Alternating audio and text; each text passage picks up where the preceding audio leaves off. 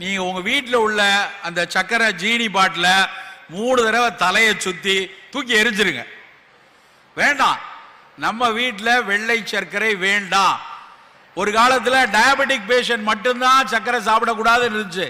இன்னைக்கு என்ன சொல்றாங்கன்னா வெள்ளை சர்க்கரை தான் பல நோய்களுக்கும் காரணமா இருக்கு. சர்க்கரை நமக்கு ரொம்ப ரொம்ப ஆபத்தான விஷயம். நமக்கு தொலைக்காட்சியில எல்லாம் விளம்பரம் போடுறான், ஸ்வீட் எடு கொண்டாடு போடுறானா இல்லையா? உண்மையில என்ன போடணும் தெரியுமா? ஸ்வீட் எடு திண்டாடு அப்படின்னு போடணும். அவ்வளவு அவஸ்தை கொடுக்கக்கூடியது சர்க்கரை. இன்னைக்கு சர்க்கரை வியாதிக்கோ ரத்த கொதிப்புக்கோ புற்றுநோய்க்கோ அவ்வளவுக்கும் இந்த வெள்ளை சர்க்கரை தான் காரணம். ரெண்டாவது என்ன தெரியுமா? உங்க வீட்டில் எத்தனை பேர் வீட்டில் ஊறுகாய் பாட்டில் இருக்கு? அதையும் போய் தலையை சுத்தி விட்டு எரிஞ்சிருங்க. ஏன்னா உப்பு அவ்வளவு கெடுதி. உப்பு நல்லதா சார்? கடல்ல இருந்து கிடைக்கிறது எவ்வளவு நல்லது நம்ம நினைக்கிறோம். ஆனா என்னன்னா மிக மிக அளவாக பயன்படுத்தணும். உலக நாடுகள்லாம் என்ன சொல்றாங்கன்னா ஒரு நாளைக்கு 4 கிராம் உப்பு பயன்படுத்தினா போதும். எவ்வளவு? 4 கிராம் ஒரு நாளைக்கு. நம்ம எவ்வளவு பயன்படுத்துறோம் தெரியுமா?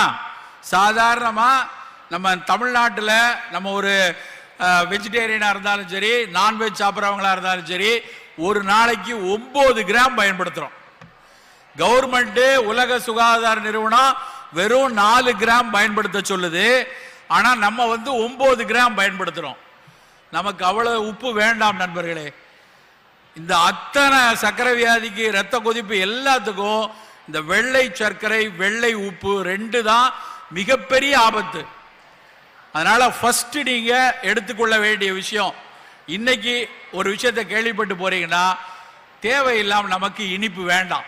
என்னைக்கோ ஒரு கொண்டாட்டம், என்னைக்கோ ஒரு வீட்டில் ஒரு திருவிழா இல்லை வெளியே திருவிழா, அன்னைக்கு நம்ம ஒரு இனிப்பை எடுத்துக்கொள்ளலாம். அப்ப நாட்டு சர்க்கரையோ பனை வெல்லமோ நம்ம எடுத்துக்கொள்ளலாம். பனை வெல்லமோ நாட்டு சர்க்கரை எடுத்தீங்கன்னா அது இனிப்பு தான், ஆனா வெள்ளை சர்க்கரை மாதிரி ஆபத்து கிடையாது. அந்த பனை வெல்லத்திலையும் நாட்டு சர்க்கரையிலையும் இனிப்பை தவிர பல சத்துக்கள் நமக்கு இருக்கு. இரும்பு சத்து இருக்கு, கனிம சத்து இருக்கு, ஏகப்பட்ட சத்துக்கள் இருக்கு. அதனால முதல்ல நம்ம அவாய்ட் பண்ண வேண்டிய விஷயம் வெள்ளை சர்க்கரையும் வெள்ளை உப்பும். ரெண்டாவது, இங்க காலையில 10 மணிக்கு நீங்க வந்திருக்கீங்க, எல்லாரும் காலையில சாப்பிட்டுட்டு வந்தீங்களா? யாராவது சாப்பிடாம வந்தீங்களா? கை தூக்குங்க. கொஞ்சம் பேர் சாப்பிடாம வந்திருக்கீங்க. பொம்பளை பிள்ளைகள் தான் நிறைய பேர் சாப்பிடல. கை தூக்கு. காலை சாப்பாடு ரொம்ப ரொம்ப அவசியம். காலை உணவு மிக அவசியங்கிறதுனால தான் அரசாங்கம் பல பொருளாதார நெருக்கடியிலையும் காலை சாப்பாடு எப்படியாவது குழந்தைகளுக்கு கொடுக்கணும் அப்படின்னு அரசாங்கம் திட்டம் போட்டு கொடுத்துட்டு இருக்காங்க. ஆனா நம்ம வீட்டில் நம்ம அம்மா நம்ம அப்பா நமக்காக கஷ்டப்பட்டு காலை சாப்பாடு கொண்டு வந்தா நான் அதை சாப்பிட மாட்டேன் இதை சாப்பிட மாட்டேன் நம்ம இருக்கக்கூடாது. காலை சாப்பாடு ரொம்ப ஆரோக்கியமான காலை உணவு எடுக்கணும். ஆரோக்கியமான காலை உணவுனா என்ன? நிறைய அதுவும் படிக்கக்கூடிய இளம் வயசுல இருக்க பொம்பளை பிள்ளைங்க பசங்க, நீங்க அதிகம் செய்ய வேண்டியது என்னன்னா புரதச்சத்து, இரும்பு சத்து, கால்சியம் சத்து, இந்த 3 நிறைந்த உணவை காலையில நம்ம எடுக்கணும். தினம் இட்லி, ஒரு குண்டா சாம்பார், இல்லைன்னா சட்னி, இதை மட்டும் சாப்பிட்டு வரக்கூடாது. காலை சாப்பாடுல நல்ல புரதச்சத்து உள்ளதுன்னா முட்டை சாப்பிடலாம், மீன் சாப்பிடலாம், கோழிக்கறி எடுத்துக்கலாம். இல்லை நான் அதெல்லாம் சாப்பிட மாட்டேன் சார், வெஜிடேரியன் சொன்னா நல்ல சுண்டல் எடுத்துக்கொள்ளலாம். சிகப்பு கொண்டக்கடலை சுண்டல் எடுத்துக்கொள்ளலாம். காலையில சிவப்பு கொண்டக்கடலை சுண்டல் பண்ணது பெரிய நேரம்லாம் ஆகாது. ராத்திரி படுக்க போகும்போது கொஞ்சம் ஒரு பயிரை நீங்களே உங்க அம்மாவுக்கு உதவியா படுக்க போறதுக்கு முன்னாடி ஒரு கைப்பிடி சுண்டலை தண்ணியில ஊற வச்சுட்டு மறுநாள் காலையில் அதை வேக வச்சு எடுத்துட்டோம்னா அது போதும். அது ஒரு பெரிய செய்யறதுக்கான பெரிய கஷ்டமான வேலை கிடையாது. இல்ல 2 முட்டை வேக வச்சு நம்மால முடிஞ்சதுன்னா முட்டை எடுத்துக்கொள்ளலாம். காலையில உணவுல புரதச்சத்து நிறைய இருக்கணும். அப்புறம் காலையில என்ன குடிக்கிறது? காலையில எல்லாம் என்ன குடிப்பீங்க? டீயா காபியா? பால் யாரும் குடிக்கிறது இல்லையா? சரி, பால் ஒன்றும் பெரிய விஷயம் எல்லாம் கிடையாது. டீ குடிச்சாலே போதும். பால் குடிச்சாதான் நல்லதுன்னு ரொம்ப நாள் நினைச்சிட்டு இருக்கோம். அப்படிலாம் இல்ல, பாலை விட தேநீர் நல்லது. ஆனா டீ குடிக்கிறப்ப பால் ஊத்தி குடிக்க வேண்டாம். டீ நல்லா வர டீயா கிரீன் டீயா குடிக்கிற பழக்கத்தை இப்ப இருந்தே வளர்த்துக்கணும். பிளாக் டீ தான் உடம்புக்கு ரொம்ப ரொம்ப நல்லது. எப்ப பாலை ஊத்துறோம், நம்ம வீட்டில் வயசான தாத்தா பாட்டிலாம் இழுத்துக்கிட்டு இருக்காங்கன்னு வை, 90 வயசுல தாத்தா பாட்டி இப்ப போயிருவாரோ அப்ப போயிருவாரோன்னு இருந்தா வீட்டில் பேர பிள்ளைகள் எல்லாம் கூப்பிட்டு என்ன சொல்லுவாங்க, வாயில கொஞ்சம் பால் ஊத்த சொல்லுவாங்கல்ல. அப்ப என்ன நடக்கும், தாத்தா போயிருவார் மேல. ஏன்னா பால் ஊத்துனா அது வயிற்றுக்குள்ள போகாம மூச்சுக்குழலுக்குள்ள போயிடும். ஏன்னா அவரால் விழுங்க முடியாது, அவரே படுக்கையில் இருப்பாரு. நீங்க பாலை ஊத்துனீங்கன்னா வாய்க்குள்ள அவரால் முழுங்க முடியாது, மூச்சுக்குழல போயிடும். கடைசியில் அவர் போய் சேர்ந்துருவார். பாலை ஊத்துனா எப்படி பாட்டி தாத்தா போறாங்களோ அதே மாதிரி பாலை ஊத்துனா தேயிலையும் செத்து போயிடும். டீ போட்டு அதுல பாலை ஊத்துனீங்கன்னா டீயோட எஃபெக்ட் பாதி குறைஞ்சிரும். நல்ல சத்தான தேநீர் வேணும்னா அதை பச்சை தேநீரா பிளாக் டீயா குடிக்கிறதா நல்லது. நீங்க மட்டும் இல்ல, போய் உங்க அப்பா அம்மாட்டையும் சொல்லுங்க, நீங்க டீ போட்டா பால் ஊத்த வேண்டாம். சில பேருக்கு பால் நல்லது.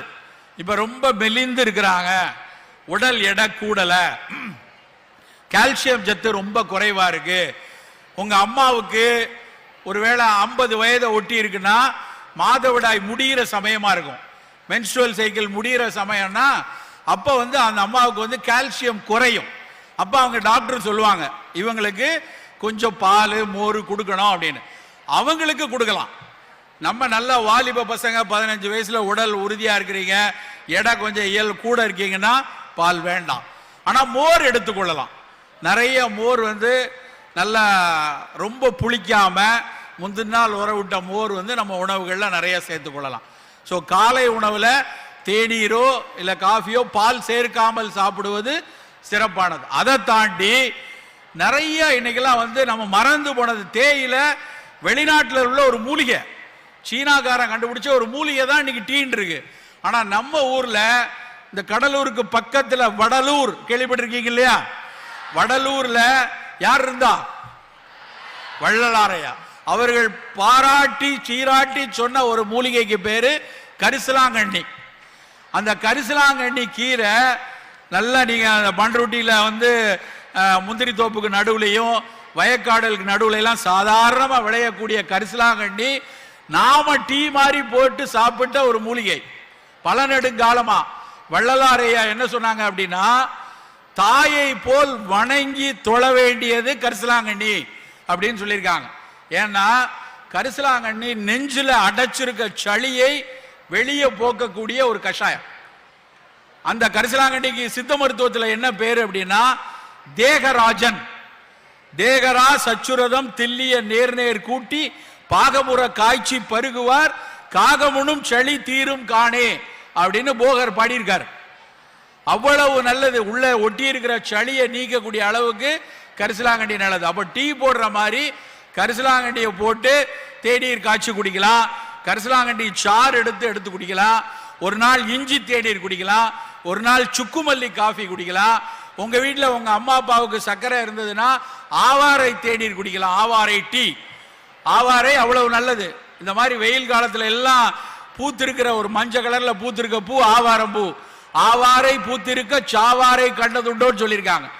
அப்ப நம்ம டீ குடிக்கிறப்ப வெறும் டீ இல்லாம ஒரு நாள் இஞ்சி டீ, ஒரு நாள் ஆவாரம் பூ டீ, ஒரு நாள் இஞ்சி டீ, ஒரு நாள் கரிசலாங்கண்ணி டீன்னு நம்ம எடுத்துக்கொள்ளணும். அடுத்து ரொம்ப முக்கியமானது என்னன்னா பழங்கள் நம்மளுடைய உணவுல பிரதானமா இருக்கணும்.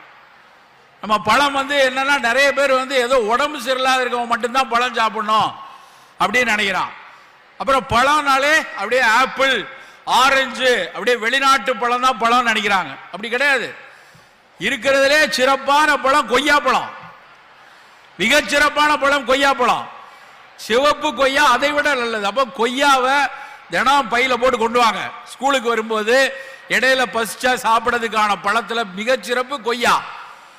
அதை விட நம்ம என்ன நினைச்சிட்டோம், வடிவேல் நமக்கு சொல்லிட்டாரு போடாங் கொய்யா அப்படின்ட்டு. அதனால கொய்யா மேலேயே மரியாதை இல்லாம போச்சு. ஆனா கொய்யா பழம் அவ்வளவு சத்துக்கள் உள்ளது. ஹைதராபாத்ல தேசிய உணவியல் கழகம்னு இருக்கு. நீங்க படிச்சு பாருங்க, கூகுள் பண்ணி பாருங்க. ஹைதராபாத்ல இருக்கிற நேஷனல் இன்ஸ்டிடியூட் ஆஃப் நியூட்ரிஷன் என்ன சொல்லியிருக்கான் அப்படின்னா, இருக்கிற பழங்கள்லயே ஸ்ட்ராபெரியை விட, டேட்ஸை விட, மற்ற கிவி பழத்தை விட, ஆரஞ்சை விட, ஆப்பிளை விட சிறப்பு சிகப்பு கொய்யா பழம் சொல்லியிருக்கான். அதே அளவுக்கு மிகச் சிறப்பான இன்னொரு பழம் வாழைப்பழம். பல பேர் வந்து வாழைப்பழத்தை என்ன ஆகிட்டான்னா, பல பேர் வீட்டில் வாழைப்பழத்தை பத்தி ஸ்டாண்டா மட்டும் தான் வச்சிருக்கான். சாமி கும்பிடும் போது பத்தியை சொருகிறதுக்கு மட்டும்தான் வாழைப்பழம். மற்ற எல்லாரும் வாழைப்பழத்தை மறந்தே போயிட்டாங்க.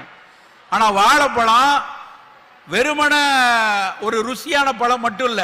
நல்லா தெரிஞ்சுக்கோங்க, வாழைப்பழத்துல மட்டும்தான் மனதை அமைதிப்படுத்தக்கூடிய சத்து இருக்கு. செரட்டோனின் அப்படின்னு ஒரு சத்து இருக்கு, மூளையில சுரக்கக்கூடியது. பயாலஜி படிக்கிறவங்க இருக்கீங்களா? பயாலஜில உங்க கிளாஸ் டீச்சர் சொல்லுவாங்க, உடலை ஊக்கப்படுத்துறதுக்கு டோபமின், உடலை அமைதியா மகிழ்ச்சியா வச்சிருக்கிறதுக்கு செரட்டோனின். அந்த செரட்டோனின் சத்து மிக சிறப்பா இருக்கிற ஒரு பழம் வாழைப்பழம். அப்ப தினம் ஒரு வாழைப்பழம் இருந்தாலே சந்தோஷமா இருக்கலாம். லியோ படம் பார்த்தா, ஜெயிலர் படம் பார்த்தா வர்ற சந்தோஷம் வாழைப்பழத்திலேயே வரும். இதுக்குதான் சத்தம் வருது. அவ்வளவுதான். அதனால இதே சந்தோஷத்தை வாழைப்பழம் சாப்பிட்டாலும் இதே சிரிப்பு வரும்னு தெரிஞ்சுக்கோங்க. ஒவ்வொரு நாளும் ஒரு பழம் சாப்பிடலாம். ஒரு நாள் செவ்வாழை சாப்பிடுங்க, ஒரு நாள் ஏலக்கி சாப்பிடுங்க, ஒரு நாள் வீட்டில் எந்த வாழைப்பழம், எல்லா வாழைப்பழத்துக்கும் உடலுக்கு அவ்வளவு நல்லது செய்யக்கூடிய சத்து இருக்கு. அப்புறம் இன்னொரு விஷயம், நம்ம எல்லாரும் ஒரு மகிழ்ச்சியா இருக்கணும் அப்படின்னா உடனே சாக்லேட் வாங்கி கொடுக்குறோம். அதுவும் பார்த்தா ஒரு விளம்பரம் போடுறான், உன் காதலிக்கு, இது கவனமா கேளுங்கப்பா, உன் காதலிக்கு கொடுக்கக்கூடியதுல பெஸ்ட் சாக்லேட்னா சிலுக்கு அப்படின்னு போடுறான். யாருக்காவது இந்த இடத்துல இருக்கக்கூடிய ஒரு 500 பேர்ல யாராவது ஒரு ஆள் எந்திரிச்சு வந்து அந்த சிலுக்கு சாக்லேட்ல என்னெல்லாம் சேர்த்திருக்கான்னு உங்கள்கிட்ட சொல்லிட்டா இங்க உள்ள அதிகாரிகளை வச்சு உங்களுக்கு இந்த இடத்துல ஒரு பிரைஸ் கொடுத்துடலாம். யாருக்கா தெரியுமா? தெரியாது. ஆனா விளம்பரம் போடுறான், பெரிய விளம்பரம், சிலுக்கு சாக்லேட் 50 ரூபா 100 ரூபா போட்டு சாக்லேட் கொடுக்குறாங்க. நல்லா தெரிஞ்சுக்கொள்ளுங்க, அந்த சாக்லேட் வந்து அதுல வெறும் 3% மட்டும்தான் கொக்கோ இருக்கு. கொக்கோ சாக்லேட் தானே இது, அதுல வெறும் 3% தான் கொக்கோ. மீதி 97% ஏதாவது வகையில உடலை பாதிக்கக்கூடிய பொருள். High fructose corn syrup, HFCS அப்படிம்பாங்க. அது வாய்க்குள்ள நல்லா நுழுன்னு இருக்கணும், வாயில போய் வெடிக்கணும், நாக்கெல்லாம் கலரா மாறணும், அப்படியே கையில நீ கொஞ்சம் நக்கிக்கோ நான் கொஞ்சம் நக்கிக்கிறேன்னு போடுறான்ல, அது அவ்வளவு உடலை பாதிக்கக்கூடிய விஷயம். நல்லா தெரிஞ்சுக்கொள்ளுங்க. சந்தோஷமா கொண்டாடி மகிழணும்னா எதை கொடுக்கணும் தெரியுமா? கடலை மிட்டாயை கொடுக்கணும். மகிழ்ச்சிக்கு நம்ம கொடுக்கணும்னா கடலை மிட்டாய் கொடுக்கணும். கடலை மிட்டாயில கடலை இப்படி பிரிச்சீங்கன்னா உள்ள 2 நட்டு இருக்குல்ல, அது 2 என்னது? ஏழை விவசாயிகளுடைய 2 கண்ணீர் துளிகள். அது நல்லா புரிஞ்சு கொள்ளுங்க, ஒரு விவசாயியுடைய கண்ணீர் துளி அது. இன்னைக்கும் கடலைய விதைச்சிட்டு என்ன செய்யறதுன்னு தெரியாம, விற்க முடியாம, மிக குறைந்த விலையில என்ன செய்யறதுன்னு தவிக்கிற ஒரு கடலை விவசாயி நம்ம ஊரை சுத்தியே இருக்காங்க. அப்ப நாம கொண்டாடணும்னா, நாம மகிழ்ச்சியா இருக்கணும்னா நம்ம விவசாயி மகிழ்ச்சியா இருக்கணுமா இருக்கிறதா? அப்ப இன்னையில இருந்து நீங்க ஒரு முடிவு எடுக்கணும். நம்ம பரீட்சையில பாஸ் பண்ணாலும் சரி, சந்தோஷமா இருந்தாலும் சரி, நண்பனுக்கு வாங்கி கொடுக்கிறதா இருந்தாலும் சரி, நம்ம கொடுக்க வேண்டிய மிட்டாய் என்ன மிட்டாய்? அதுதான். அப்ப கடலை மிட்டாய் கொடுக்கும் போது அது வெறும் விவசாயிக்கு மட்டும் இல்ல, கடலையில மட்டும்தான் உடலை உறுதி செய்யக்கூடிய புரதம் மிக அதிக அளவுல இருக்கு. இரும்பு சத்து இருக்கு, செலினியம் மேங்கனீஸ் சத்து இருக்கு. எங்கேயாவது மில்க் சாக்லேட்ல அந்த சத்தெல்லாம் இருக்கா? இந்த பக்கம் சிலுக்கு சாக்லேட்டை வச்சுக்கோங்க, இந்த பக்கம் கடலை மிட்டாய் வச்சுக்கோங்க, 2ஐயும் ஒப்பிட்டு பாருங்க. கடலை மிட்டாய் விவசாயியின் கண்ணீரை துடைக்கும், இந்த சாக்லேட் விவசாயியை அழ வைக்கும். நம்ம கண்ணீரை துடைக்கணுமா அழ வைக்கணுமா? அது முதல்ல. 2வது, கடலை மிட்டாய் உடலை உறுதி செய்யும், நம்ம உடம்ப நல்லா வச்சுக்குவோம். அந்த பையனுக்கு புற்றுநோய் வந்து சொன்ன ஏதோ ஒரு உடலின் எதிர்பார்ப்பு குறைவு இருந்ததான் அந்த கடலையில இருந்து கிடைக்க வேண்டிய புரதம் ஒருவேளை அந்த குழந்தைக்கு கிடைச்சிருந்ததுன்னா அவனுக்கு அந்த நோய் வந்திருக்காது. நண்பர்களே, அவன் எல்லாரும் உறுதியா இருக்கணும், நம்மளுடைய தசைகள் உறுதியா இருக்கணும், நம்மள 2 பேர் விராட் கோலியா மாறணும், நம்மள 2 பேர் வந்து நான் நேற்று போய் ராகுல் அடிச்சு ஜெயிச்சான பாத்தீங்களா மேட்ச் 12 விக்கெட் 12 ரன்ல 3 விக்கெட் போன உடனே எல்லாம் பதறி போய் போச்சா அப்படின்னு இருந்தோம்ல. ஆனா நின்று ஆடுறான் இல்லையா ராகுலும் கோலியும், அதுக்கு காரணம் என்னது? அதுக்கு காரணம் மன உறுதியும் உடல் உறுதியும். அந்த மன உறுதியும் உடல் உறுதியும் வேணும்னா நம்முடைய உணவில் அக்கறையா இருக்கணும், உணவுல ஒவ்வொரு நாளும் அக்கறையா இருக்கணும். என்னைக்காவது ஒரு நாள் சாப்பிட்டுக்கலாம், என்னைக்காவது ஒரு நாள் போய் பீஸா வாங்கி சாப்பிடலாம். தயவு செய்து போகாதீங்க. அந்த பேரை பார்த்தாலே எனக்கு அசிங்கமா இருக்கு, பீஸா. எவனாவது பீஸாவை போய் திம்பானா? தயவு செய்து அதை வாங்காதீங்க. அது வெளிநாட்டுக்காரன் சாப்பிடுறது, நமக்கு எதுக்கு? நமக்கு யாருக்காவது தெரியுமா அதுல என்னெல்லாம் தேய்க்கிறான்ட்டு? சில பேர் சாப்பிடணும், சார் நான் பர்கர் வாங்குறேன், அது 2 கையை வச்சு பிடிச்சி வாய் ஆண்டு பொழந்து அப்படி சாப்பிட்றான். சாப்பிட்றதுங்கிறது நம்ம கிட்ட ஆசார கோவை என்று ஒரு புத்தகம் இருக்கு. அந்த ஆச்சார கோவை என்ன சொல்லுது?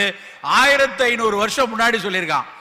நல்ல கைகளால பிட்டு உட்கார்ந்து அமர்ந்து சாப்பிடணும், நின்றுகிட்டு சாப்பிடக்கூடாது, படுத்துக்கிட்டு சாப்பிடக்கூடாது. சாப்பிட்றது எப்படி இருக்கணும்னு எப்போ 1500 வருஷத்துக்கு முன்னாடி உங்க தமிழ் வாத்தியார்ட்ட கேளுங்க, ஆச்சார கோவை என்னெல்லாம் சொல்லியிருக்கான். நின்று உண்ணார், கிடந்து உண்ணார். நம்ம பக்கத்துல ஒருத்தர் சாப்பிட்டுட்டு இருக்காங்க, நீங்க சாப்பிட உட்கார்ந்து இருக்கீங்க பந்தியில, உங்க பெரியப்பா பக்கத்துல உட்கார்ந்து இருக்காரு, உங்க தாத்தா உட்கார்ந்து இருக்காருன்னா அவர் சாப்பிட்டு எந்திக்கிற வரைக்கும் நீங்க அந்த இடத்த விட்டு எந்திக்க கூடாது. புரிஞ்சு கொள்ளுங்க. தன் பக்கத்தில் தன் வலப்பை பக்கத்துல தன்னை விட மூத்தவர் உட்கார்ந்து இருக்காங்கன்னா அவர் சாப்பிட்டு உட்கார்ற வரைக்கும் அப்படியே உட்கார்ந்து இருக்கணும். நீ சாப்பிட்டு வேக வேகமா போட்டிருப்ப, ஆனா அவர் சாப்பிட்டு எந்திக்கிற வரைக்கும் நீங்க அமைதியா இருக்கணும். உலகத்துல எந்த இலக்கியமும் சொன்னதில்லை, தமிழர்கள் தமிழ் இலக்கியத்துல 1500 வருஷத்துக்கு முன்னாடி எழுதி வச்சிருக்கான். நண்பர்களே, நம் உணவுங்கிறது நம்ம உடல் உறுதிக்காக மட்டும் இல்ல, எல்லாரும் நல்லா இருக்கணும், இந்த சமுதாயமே நல்லா இருக்கணும்னு நினைச்சு ஒரு விஷயத்தையும் பக்குவப்படுத்தி கொண்டு வந்த விஷயம். அதே மாதிரி நம்ம தூர எரிய வேண்டிய ஒரு விஷயம் என்ன தெரியுமா? நம்ம எல்லாரும் நினைச்சுக்கிட்டு இருக்கோம் ரொம்ப நல்லது, சினிமால எல்லாம் காட்டுறான் மிகச்சிறப்பு அப்படின்னு நினைக்கிறோம். உலகத்துல இந்த 30 வயசுல சக்கரை வியாதி வர்றதுக்கான மிக முக்கியமான காரணம் வெள்ளை சர்க்கரைக்கு அடுத்து என்ன தெரியுமா? பரோட்டா. தயவு செய்து போய் இன்னைக்கே போய் 4 பரோட்டாவை பிச்சு போட்டு நல்லா சலச்சலல் ஊத்தி சாப்பிடலான்னு இனிமேல் வேண்டாம். அதுல சேர்க்கக்கூடிய மைதா, பரோட்டா எதுல செய்றாங்க? அந்த மைதா வந்து கணையத்திலிருந்து நமக்கு இன்சுலின் சுரந்தாதான் சர்க்கரையை கட்டுப்பாட்டில் வைக்கும். கணையத்திலிருந்து இன்சுலின் சுரக்கக்கூடிய ஐலட் செல்ஸ் அப்படிம்பாங்க, அறிவியல் படிப்பீங்க. அந்த ஐலட் செல்ஸை சிதைக்கக்கூடிய தன்மை மைதாவில் இருக்கு. பெண் குழந்தைங்க நிறைய இருக்கீங்க, உங்களுக்கான செய்தி. நிறைய குழந்தைகளுக்கு மாதவிடாய் சுழற்சியில பல சிக்கல் இப்போது வர ஆரம்பிச்சிருக்கு. சினைப்பை நீர்க்கட்டிகள், அதாவது பிசிஓடி அப்படின்னு சொல்லுவாங்க. மாதவிடாய் சுழற்சி கரெக்டா மாதம் 28 நாளைக்கு ஒரு முறை 3 நாட்கள் இரத்தப்போக்கு இருக்கணும். அப்படி இல்லாம ரொம்ப தள்ளி தள்ளி போறது, சரியாக மாதவிடாய் சுழற்சி வராமல் இருப்பதற்கான ஒரு காரணமும் மைதா அதிகம் சாப்பிட்றதும் இனிப்பு பண்டங்கள் அதிகம் சாப்பிட்றதும். இன்னைக்கு குழந்தை பேர் இல்ல, குழந்தை இல்ல, திருமணமாகி 10 வருஷம் ஆகியும் குழந்தை இல்ல அப்படின்னு தவிக்கிறவங்க எண்ணிக்கை கூடிக்கிட்டே இருக்கு. அதுக்கான ரொம்ப முக்கியமான காரணங்கள்ல ஒண்ணு சினைப்பை நீர்க்கட்டிகள். அந்த சினைப்பை நீர்க்கட்டிகள் பின்னாடி வரக்கூடாதுன்னா 15 வயதிலிருந்து நீங்கள் வந்து சர்க்கரை, மைதா, வெள்ளை சர்க்கரையை நீங்கள் வந்து தவிர்த்து தான் ஆகணும். அதுதான் ரொம்ப ரொம்ப அடிப்படையான ஒரு விஷயம். நண்பர்களே, உங்களுடைய உணவுல இன்னைக்கு நீங்க என்ன அக்கறையை காட்டுகிறீர்களோ அதுதான் பின்னாட்கள்ல சர்க்கரை வியாதி, ரத்த கொதிப்பெல்லாம் வராம தடுக்கிறது. பெண்கள்ல நாங்கள்லாம் படிக்கிறப்ப மார்பக புற்றுநோய், பெண்களுக்கு வரக்கூடிய மார்பக புற்றுநோய் வந்து வயசான பெண்கள்ல இளம் வயதுல அவங்க திருமணம் ஆனதுக்கு அப்புறம் பாலூட்டுவதற்கு வாய்ப்பு இல்லாமல் போனவர்களுக்கு, இல்லைன்னா திருமணமே செய்து கொள்ளாமல் போனவங்களுக்கு, அந்த முதிய பெண்களுக்கு தான் மார்பக புற்றுநோய் வரும்னு நாங்க படிச்சோம். Nuns and non-lactating mothers are more vulnerable for breast cancer னு படிச்சோம். ஆனா இன்னைக்கு என்ன தெரியுமா? நேற்று என் மருத்துவமனையில 24 வயதான பெண் 24, நான் பொய் சொல்லல, என் மருத்துவமனையோட ரெக்கார்டை சொல்றேன். நேத்து காலையில 24 வயதான பெண் 7 மாதம் வயிற்றில் குழந்தைய வச்சிருக்கா. 7 மாசம் வயிற்றுல குழந்தை, அவளுடைய மார்பகத்துல கட்டி வீங்கி இருக்கு. சாதாரணமா குழந்தை பிறக்கிறதுக்கு முன்னாடி தாய்ப்பால் கொடுப்பதற்காக பால் கோளங்கள் கொஞ்சம் வீக்கம் வரும், அப்படிதான் நினைச்சு போய் ஒண்ணு இருக்காது நினைச்சோம். ஆனா ரொம்ப பெரிதாகவும் வலியோட அந்த தாய் அழுறா. வயிற்றுக்குள்ள குழந்தைய வச்சுட்டு பயமா இருக்கு. ஆனா இந்த இடத்துல படித்த பெண் வேற எதுவும் இருக்குமோண்டு அந்த பார்த்த மகளிர் மருத்துவர் எதுக்கும் ஒரு ஸ்கேன் பண்ணுவோன்னு பார்க்காங்க. பார்த்தா என்ன தெரியுமா, பிளியோமார்பிசம் அப்படிம்பாங்க ஆங்கிலத்துல, புற்றுநோய்க்கு முந்தைய செய்தி. எப்படி இருக்கும்னு நினைச்சு பாருங்க. வயிற்றுல குழந்தை, சிடி ஸ்கேன் எடுக்க முடியாது. தாய் வயிற்றுல கர்ப்பிணி பெண்களுக்கு சிடி எடுத்த பார்க்க முடியாது, சிடி எடுக்க கூடாது. அப்ப நான் உடனே இன்னொரு மருத்துவர்கிட்ட கேட்கிறேன், சார் எப்படி கண்டுபிடிக்கிறது, பிளியோமார்பிசம்னு பார்த்தாச்சு, எம்ஆர்ஐ பண்ணி பார்க்கணும். அப்ப அவர் சொல்றாரு, இல்ல லம்பெக்டமி பண்ணலாம், அந்த ஒரு சின்ன போர்ஷனை எடுத்துடலாம் அப்படின்னு மருத்துவர் சொல்றாரு. அந்த பெண் அழுறா, நான் தாய்ப்பால் கொடுக்க முடியாமல் போயிருவேன், நான் எவ்வளவு கனவு கண்டு வயிற்றுல குழந்தைய சுமந்துட்டு இருக்கேன், இப்ப நீங்க மார்பகத்தில் ஒரு போர்ஷனை எடுக்கணுங்கிறீங்க அப்படின்னு அழுறா. என்ன நடந்தது, என்ன நடந்து கொண்டிருக்கு, எத்தனை பெண் குழந்தைகள் பார்த்துட்டு இருக்கீங்க. நம்ம அக்காவுக்கோ, இங்க இருக்க பசங்க இருக்கீங்க, உங்களுடைய அக்காவுக்கோ உங்க அம்மாவுக்கோ அப்படி ஒரு சின்ன சிக்கல் வந்தா நமக்கு எவ்வளவு வேதனையா இருக்கும், எவ்வளவு அழுகை வரும். ஆனா இன்னைக்கு அப்படியான நோய்கள் கூடிக்கொண்டிருவதற்கான மிக முக்கியமான காரணம் நம்முடைய உணவில் சேரக்கூடிய பல நச்சு பொருட்கள். அக்கறை இல்லாம இருக்கிறது. விளையாட்டுத்தனமா நினைக்கிறோம், நல்ல ஸ்கூல் நேரத்தில் நாம் ஆடி பாடி மகிழ்ந்து இருக்கிறப்ப இதை கவனிக்கிறதே இல்லை. ஆனா அடுத்த ஒரு 10 வருஷத்துல இது மாதிரி சிக்கல்களுக்குள்ள போறோம். நண்பர்களே, அப்படி எந்த சிக்கலுக்குள்ளும் போகாமல் இருக்கணும்னா உணவில் அக்கறையா இருக்கணும். தினம் பழங்கள் சாப்பிடுங்க. ஒரு வாழைப்பழமோ கொய்யாப்பழமோ பப்பாளியோ மாதுளையோ ஏதோ எடுப்போம். புலால் உணவு சாப்பிட்டா மீன்கள் தான் மிகச்சிறப்பு. மீன் கிடைக்கக்கூடிய மாவட்டத்தில் இருக்கீங்க, தினம் கூட மீன் சாப்பிடலாம். முட்டை சாப்பிடுங்க, மீன் சாப்பிடுங்க. புரதச்சத்து ரொம்ப ரொம்ப அடிப்படை. அத்தனை நோய்க்குமான எதிர்ப்பாற்றல் புரதங்கள்ல இருந்தா வருது. அப்ப அந்த புரதங்கள்ல அமினோ ஆசிட்ஸ் சொல்லக்கூடிய விஷயங்கள்ல மிக சிறப்பான புரதங்கள் எல்லாம் மீன்கள்ல இருக்கு. புத்திசாலித்தனத்துக்குரிய விஷயம் மீன்கள்ல இருக்கு. எதிர்ப்பாற்றலை, இந்த மாதிரி கோவிட், ஸ்வைன் ஃப்ளூ, இது மாதிரி நோய்கள் வராமல் நம்மளை பாதுகாப்பதற்குரிய எதிர்ப்பாற்றல் அந்த புரதத்திலிருந்து வருது. இப்போ உணவில் புரதங்கள் நிறைய வைத்துக் கொள்ளும். குப்பை உணவுகள், இந்த பீஸா பர்கர் இந்த மாதிரி விஷயங்கள் முழுமையா வெளியே வருவோம்.